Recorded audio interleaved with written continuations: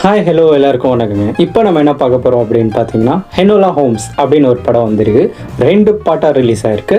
அந்த 2 பாட்டும் எப்படி இருக்குது, பார்ட் 1 பார்ட் 2 நல்லா இருக்கா நல்லா இல்லையா அப்படின்றதையும் அந்த படத்தோட கதையும் இந்த வீடியோவில் பார்க்கலாம்.